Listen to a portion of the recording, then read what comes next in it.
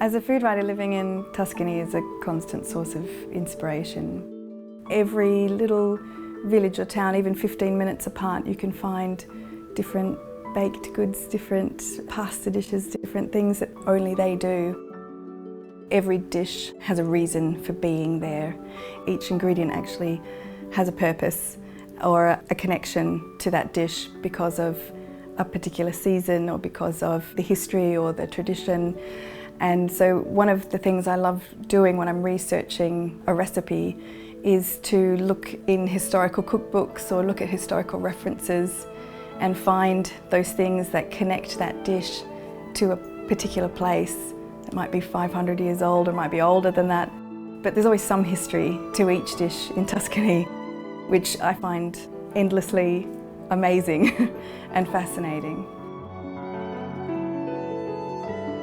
My favourite season in Tuscany always has been autumn because it's less busy, there's less people around, and you can really feel sort of the true identity of the place when things are a bit calmer. To be honest, I also love the food. I think it's the best time to really enjoy proper Tuscan food and wine.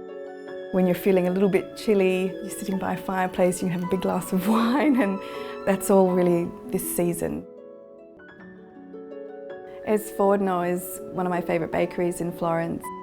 They make all sorts of breads, really divine pastries. The main thing is the bakery has ovens on site which are about 100 years old, and it's something that's disappearing in Florence.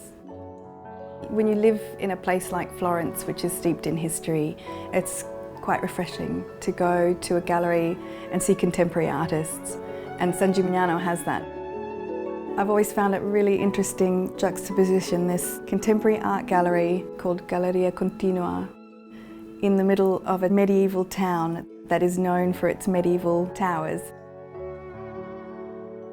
Whenever I'm in the area, I always try and pop into Podere il Casale. It's a beautiful cheese farm run by a Swiss couple. They have lots of goats and sheep, and they make pecorino di Pienza, which is the famous cheese of Pienza. In the evening, what I like to do is visit my favourite wine bar, Volpi e l'Uva. They source small producers and often natural producers as well, directly from the winemakers themselves.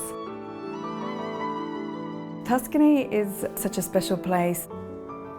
All of it is so beautiful, and each part has its own unique identity and unique history. I don't think I'll ever get tired of writing about Tuscany or living here or exploring just this region.